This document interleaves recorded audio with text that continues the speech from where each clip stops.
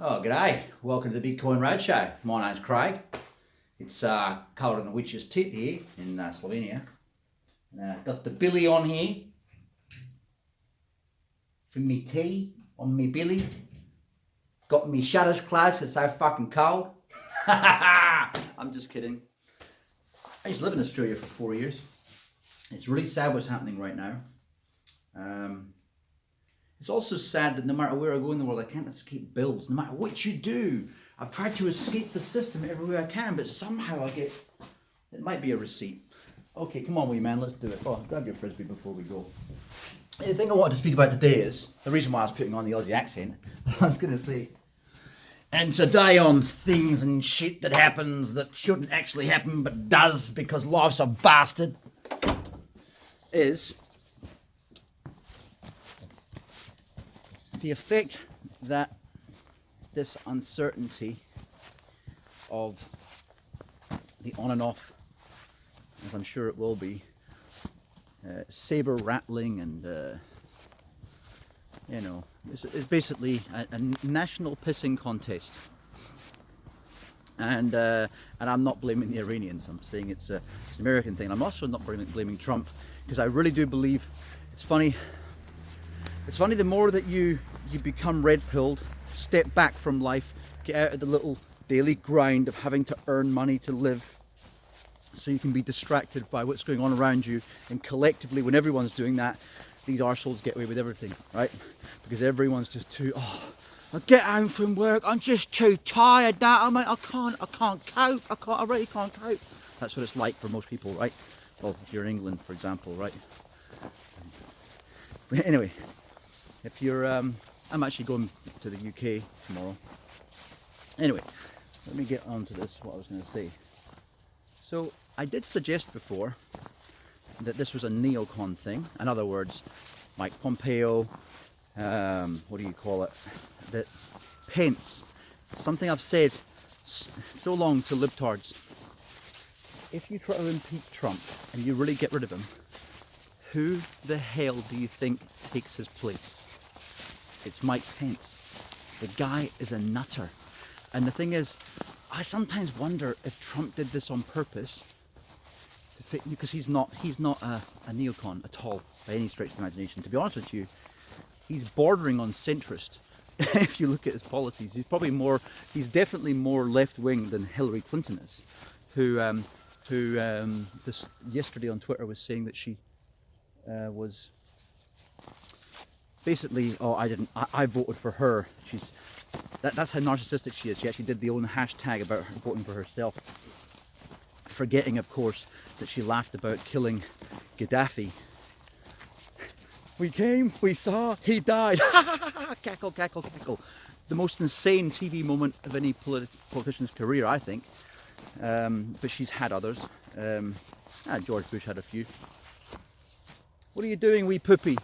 Don't shit there. So, just as my neighbour comes out, Rumble shits in their lawn. Well done, Rumble.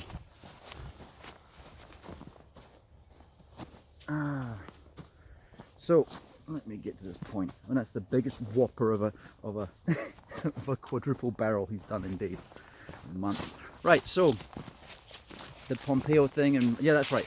So basically, you get rid of him, and you have these arseholes in charge, and they will screw the world up.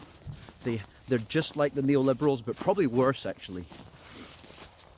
They're highly, what's it called, Zionistic. There's a type of Christian out there. There's a lot of Christians who don't support Zionism. A lot of Christians who are actually very anti-Jewish and anti-Semitic, which is completely different than being anti-Zionist, by the way. A lot of Jews are anti-Zionist, just so you understand. Probably around about half, if you really look into it properly. Especially among the Hasidic Jews. So this thing, what I'd suggested the other day was that these guys were setting Trump up because they don't care about him. They just care about. Just remember, they tried to use Rubio and Cruz to not allow Trump to get through. They were trying to pull a Bernie Sanders, a DNC Bernie Sanders situation, but they failed, where the DNC won and lost at the same time. Because if they put Sanders through, he probably would have beat Trump at the time. He wouldn't beat him nowadays. They're making a big mistake if they think he will. Tulsi Gabbard could, but they've already blocked her, so that's not going to happen. So Trump is going to be your president again for the next 4 years, and if anything happens to him, you've got these neocons who are going to take control, and you can see in their faces. Look, I don't know if you noticed this, if any of you watched the speech, but yesterday he had a goon behind him, a deep state goon. The guy was like nervous and shifty. I think they got found out. He told them a new asshole.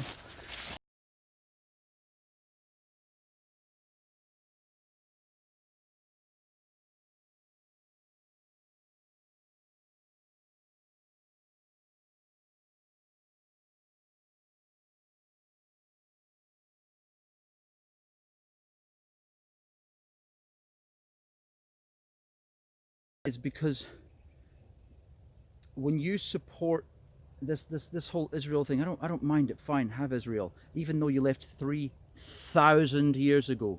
Like my family only got slaughtered in Ukraine less than 100 years ago. It's not that far from here, and we're not claiming, we haven't got the land back yet. It hasn't been given back to Poland. Look at the Crimea situation that these same neocon fuckwits are shouting about. Crimea was always Russian.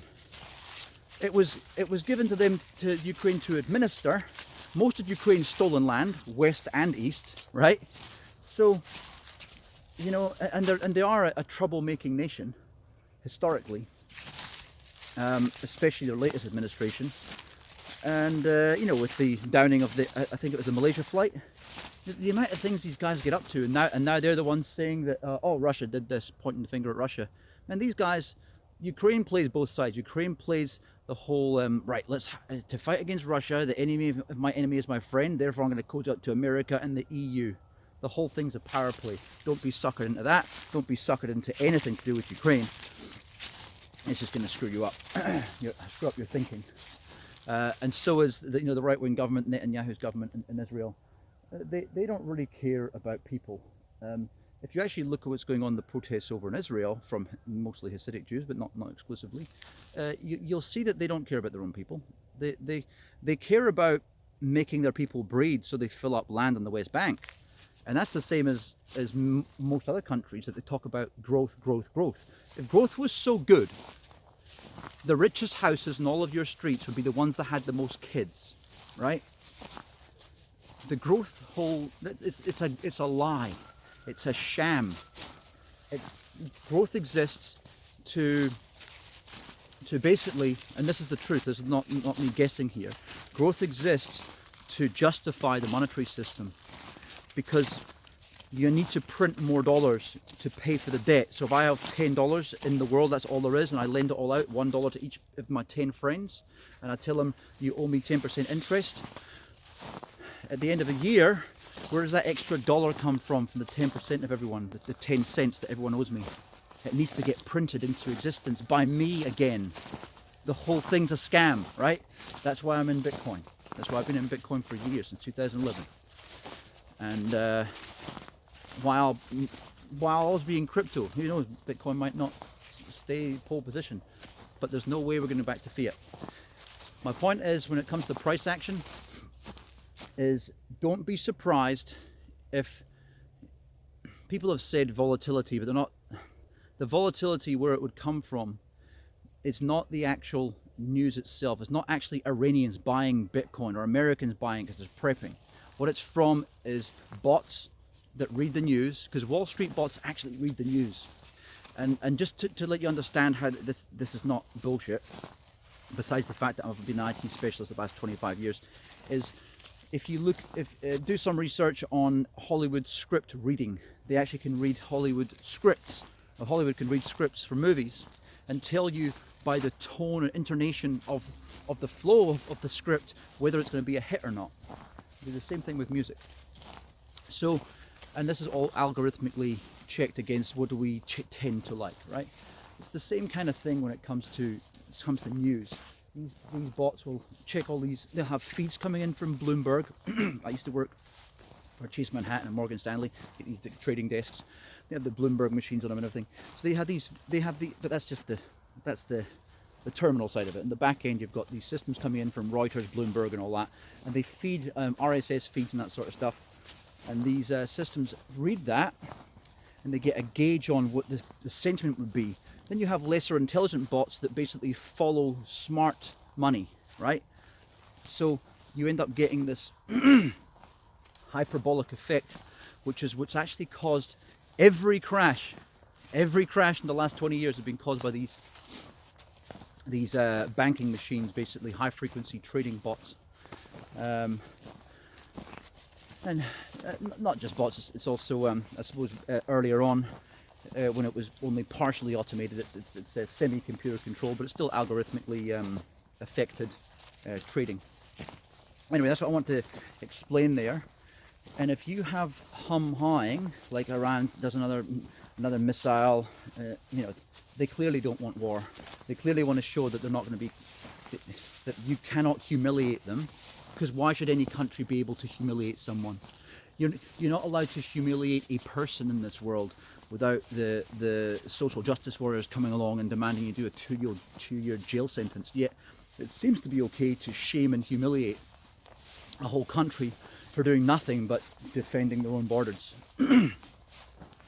or being active in their own region, rather than, you know, actually having something to say about a country that's active across the whole world, putting bases around everyone else's countries and then calling them aggressors, right? The whole thing is upside down world. It doesn't make sense, right? So what I would expect is, you know, let's say, for example, that news had come through when Bitcoin had actually dipped down to 3 grand. It could have made it jump up to 14. You could, but it's probably going to play around within a $2,000 band. I would not be surprised. Instead of going all the way down to, because if you look at market sentiment, the amount of new adopters, Bitcoin should have done what it did last year and go somewhere between the 6 to 3 grand level.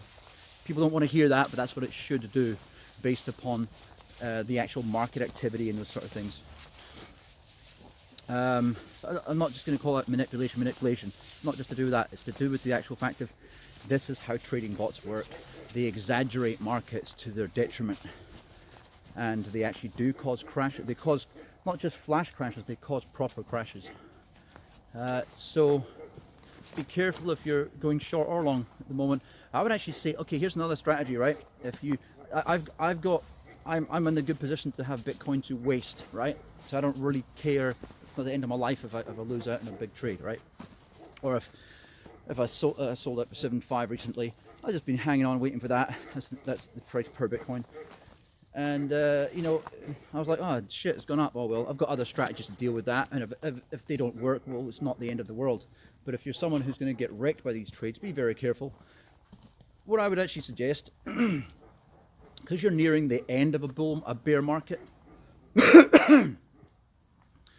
you would be better off, let's say I've only got 1 Bitcoin, right? You'd be better off keeping that 1 Bitcoin, wait for it to get to what you think its next high may be. Now let's say, for example, the next high is 100k, but you get to 65 and you think, oh, let's say you get to 40 and you believe we're there already, but it actually goes to 100, right? And you miss it because it soars up parabolically. The simple fact is all you have to do is wait, because when it gets to that 100, it's going to have a pullback and it's probably going to go below. It's probably going to reach the previous high of 20k. So don't keep getting emotionally affected and thinking that you've missed out all the time. There'll always be other days. And the way I see it is, you're better selling out around about 200k or 100k or something like that. Let's say I'm talking long term now. You hold on, you think, you know what, maybe I'll leave the trading in for a while. I've got what I've got. I'll just hodl it. Especially if you're not a good trader, especially if you're making mistakes, just stop. Just chill, hodl. And if you are going to cash out, do it down the track when you've got, I don't know, 100k per Bitcoin. You can say, well, let's take out 20 and put it on the digibyte because it hasn't gone up yet. And it's going to, you know. Well, I'm pretty confident. Put it this way. I was a big Litecoin fan for years. I bought Litecoin in 2013, I think it was. And I I'm actually, even though the price is low and everyone's really bearish and it's on about 74 Satoshis at the moment, which is what I bought it at. It's weird. I called the bottom at 74. It was around about 90 at the time. I put in a buy order for 74 Satoshis and somehow it got filled, but that's just, I suppose, sometimes you get these little wicks that happen. But I didn't buy a lot, I bought a shit ton of it and really surprised that order filled. And since then, the bottom does seem to be 74, so I think I called that one quite well. But if it's not and it was 76, who cares? Look at its previous highs. If it does have a resurgence, and it should, because it's not just a coin, it's a platform, it's very fast. It can compete with the likes of Cardano, for example, in many ways, if you look at it in that perspective, or probably even Neo and other things if you look at it that way. The thing I don't like about Neo is it's not mineable. I think New Economy Movement, which is another competitor. I'm pretty sure that one's mineable. I'm going to be buying some of that. And what was the reason why I didn't again? There is a reason for it. Oh, that's right, my stupid card in the UK. You get this. This happened in America to me quite a lot. My card got declined with Coinbase all the time. I must have missed out in at least somewhere between 30 to 50 Bitcoin between 2015 when I first started living there and 2016, just because the bank wouldn't let me buy it, right? These scumbags it's just so horrible, the old banking system. Before I continue on that one, about them blocking your entrance into crypto, if you live in the UK, Starling Bank and Monzo Bank, really easy to start. There's also a new one coming out called Ziglu. That one started by the guy who started up Starling Bank, or one of the guys who started up, and it's going to also do crypto as well. So it's going to do that next missing layer that Starling and Monzo are missing. If you live in America, this is what you need to be pestering your governments to allow you to do. You have Dodd-Frank legislation that actually prevents your banks from getting competition, because, thank you, Obama.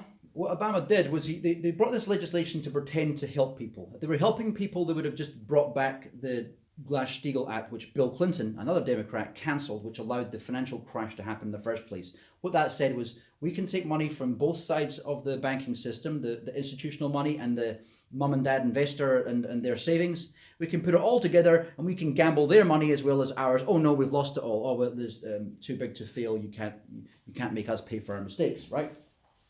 In a nutshell, that's what happened. It caused the 2007-2008 crash, depending which country you were in, when you got affected. So, my point there was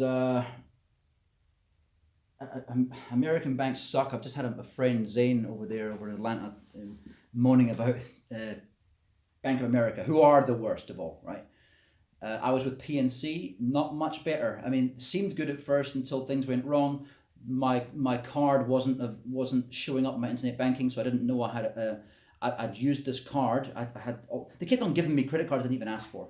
So I used this card, and it wasn't in my internet banking. Didn't know I had like $20 on it or something like that. It was something pathetic, and they were charging me $35 a month for not paying.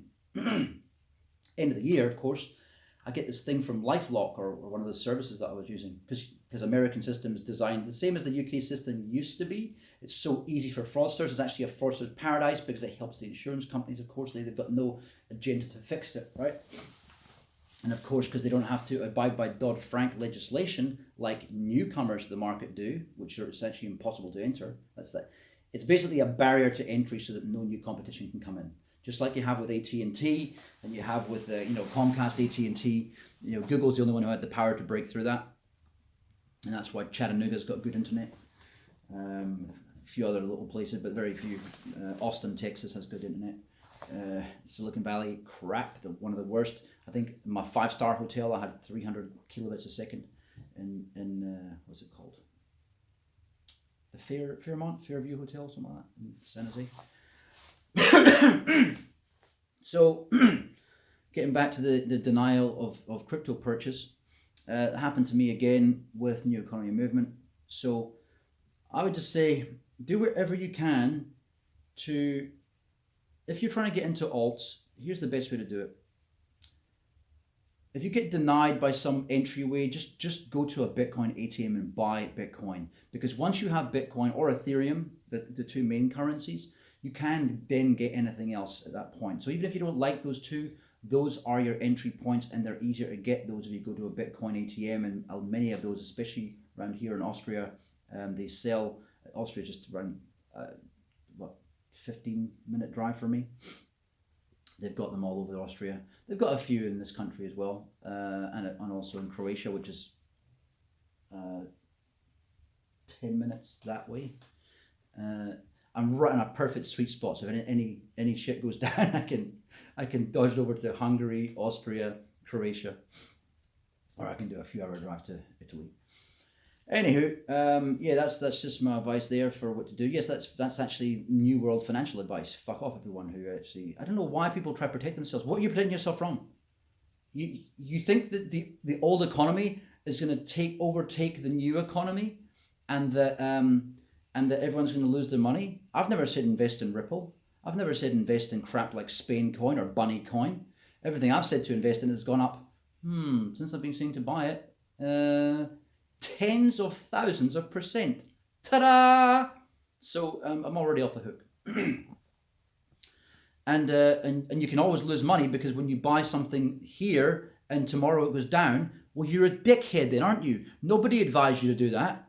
So I'm not going to fall into this trap. I'm not a financial advisor, I will say that. But as far as the new economy, I know as much as most veterans do about the new economy. So if you want to know stuff, check out other videos on the channel over the last couple of years. Because I only started doing the videos when I was living in Colorado in 2017. And decided, there's a lot of people that are full of shit here, and have all their channels are just filled with advertising. And when Lambo, the wrong side of crypto. This is why I've calmed my own life down a bit, and not being so, I don't know, selfish, because that's what it is, really, selfish. I'm more here for the actual movement of change now. The world needs to become a better place. Just look what's happening everywhere. Look at Australia. Okay, I'm not going to go down to the climate change side of things, if that's your bag. I'm not going to go to the chemtrail side of things, if that's your bag as well. I don't know. But two things are undeniable in Australia. One is the government are completely incompetent at managing the situation. You got to do burn-offs. I used to live in Africa. I used to live in Australia for 4 years too. You lived in South Africa for 4 years also. They do burn-offs. You just need to do that in the winter time. It's just something you do. It allows new shoots to come through. It takes away all that growth that can catch a blaze in the summer. And even then, you still have massive fires in Cape Town, near the Karoo Desert as you're coming into Cape Town. So, sorry, I don't know where this cough's coming from. Oh, that's right. I played chess with my friend last night and I smoked cigarettes. I've been quitting. You know when you quit smoking and you start smoking again, it gives you a bit of flame. Yeah, I might actually have one now. I'm gonna have a cup of tea. I quit smoking. I had 4 last night. So I've already broken my little smoking ban thing. Everyone's like, it's disgusting. He's smoking these extremely skinny cigarettes. So, what was I talking about again? Australia, South Africa, yeah, doing the burn-offs and stuff. Yeah. So Australia's government, not as much of a fuck up as South Africa's government. South Africa's ANC government, but still terrible. I don't know if you're aware of this. In Australia, MPs there can own water rights, and those water rights, the public are not privy to that knowledge. As far as, you cannot say, right, who's got water rights around here. You just can't. I don't know how this is the case, because in the Australian Constitution you can't restrict water use, for example. That's a strange one too, but given the fact it's basically a desert in most of the country. But it also means that they can't steal away their water, sell it to corporations like they're doing. They're making dams up rivers in places, and this is why the water's not getting down and it's not feeding certain areas. So they're destroying the natural habitat. That's why when they talk about, I'm not denying that there's any teenagers starting fires, but just ask yourself this. They have wildfires every year, right? Same in California. Why the sudden influx of wildfires this year?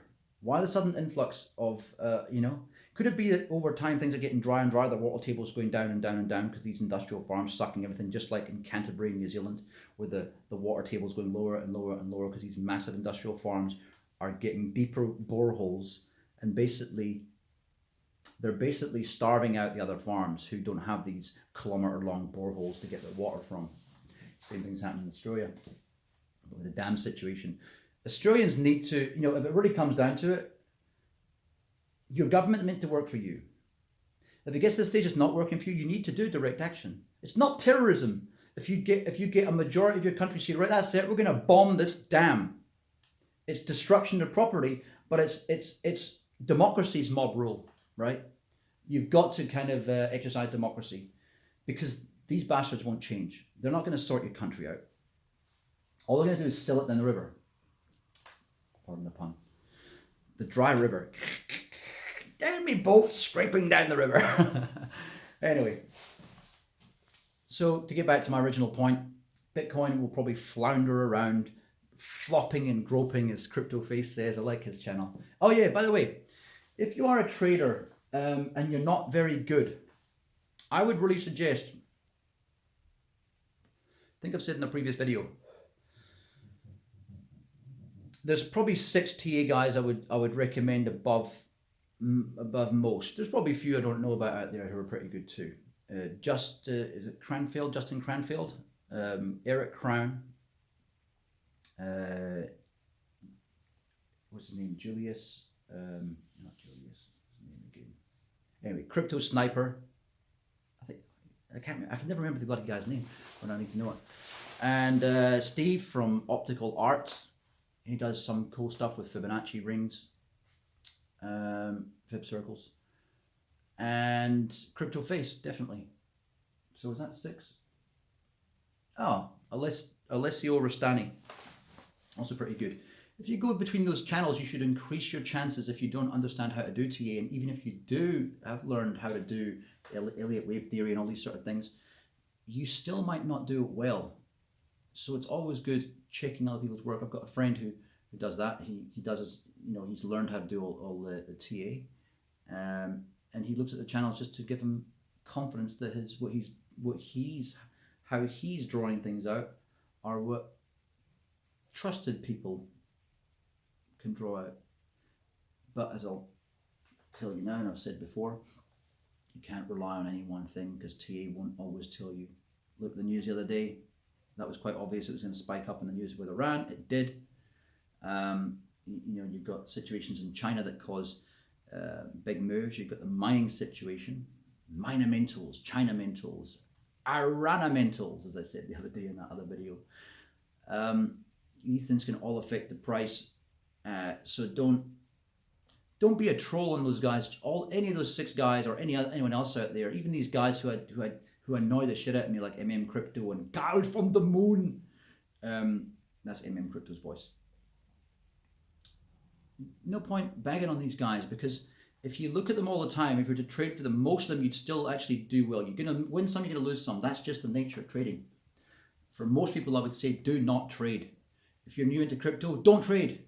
If you're new into crypto, spend at least a year fantasy trading with coins and say, right, I'm going to pretend I'm selling Bitcoin now to short it. Oh, damn, I lost. All right. If you do that 10 times in a row or 9 times in a row and you lose, trading's not for you. Maybe try it for another year and see how you go in that fantasy trading. If you still make it an average of 90% of the time you're losing, don't trade, just hodl. Just buy, hold, because the price is going to go up anyway. And also, when you do trade, remember, do not count in US dollars, count in Bitcoin, because one of the biggest screw-ups you can do, it's all very well in a bear market, but in a bull market, you will screw yourself up, because what will happen is you'll think you're making money and you're actually making nothing. You're trading back and forward, when if you stayed in Bitcoin, you would have actually made more profit, more gains than you made by over trading, right? I'm probably going to do less videos on trading after this, talking about it, because it's not the thing that helps the market get adoption. The thing that's going to help the market get adoption of cryptocurrency, and Bitcoin in particular, which is the most important, because it started it. Everything else is riding its coattails. This is why it's got what is it, near 70% dominance now, 69% I had the other day, 70% I think I had. So it's not going to happen unless people are actually utilizing it. So people who are holding 100 or more, continue doing what you used to do years ago, and go on Silk Road or wherever the hell. You don't just have to go to the dark web and spend money. You can go in normal places now. You can use BitPay. Start using just a little bit of it at least. Don't just hold it up there like some asshole. You're not helping. I do make sure that I spend, I don't know, in a year, I'll spend a Bitcoin a year still, without fail. Some years more. So utilize it. It doesn't stop me trading it and making more to compensate for what I've spent. But, I spend Ethereum too. Also give it as gifts. Every year I give gifts of usually Bitcoin, but sometimes Ethereum. So if you're a long-term hodler, don't be a jackass. You're not helping adoption by sitting there and this will go up one day. Yes, it will go up one day. Congratulations. But you're not helping. One guy I cannot stand is Adam Meister. He's got worse hair than me. Adam Meister, the Bitcoin Meister. That guy is a monumental fucking dick, right?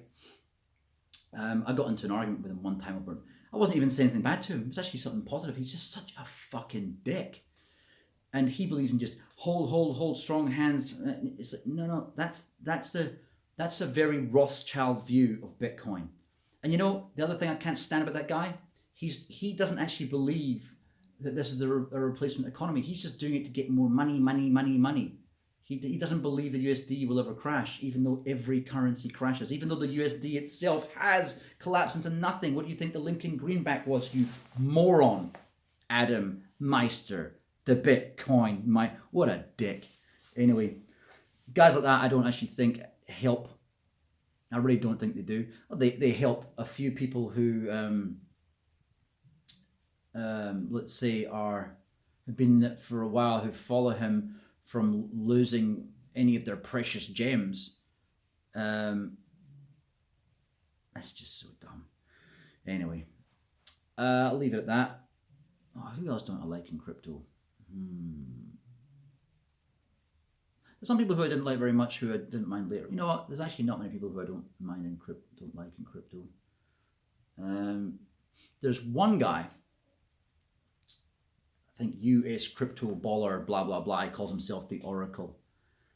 Man, all I see, I don't know if he's got an army of people, but it looks like from what I can tell, he actually makes his own websites, because they all seem to look the same. Now we got this new lending platform. This is the Oracle. Ding, ding, ding, my friends, blah, blah, blah. There's an American attitude you get out there, and this is why companies like Amway do so well. Amway and Usana and all these bloody network marketing things, and these other idiots on YouTube that are trying to sell multi-level marketing all the time. By the way, 90% of those people get wrecked as well, because it's all the buy-in price that keeps them going. Oh, you just buy these products to sell to your network of friends that you're going to scare away. How to lose friends and alienate people. So... but this guy, it looks like he does these lending platforms. I'm pretty sure he's got a web developer making them himself. He was just showing off his Lambo the other day. Crypto Face was showing off his what's it called? I don't mind people flexing. It's fine, his Ferrari the other day. But he's a cool dude. He is actually helping people make more money. Others would say he's helping people get into Bybit and get wrecked with leverage trading, and that is what I don't like. And it's what I do like about Ivan on Tech is he does shill it, but with everything he shills, he lets you know that he's shilling it. So does Chico Crypto, which annoys me that he actually digs on Ivan on Tech a lot, because that guy's done a lot for the community. Shame on you, Tyler. But he does really good news. He does a lot of analysis.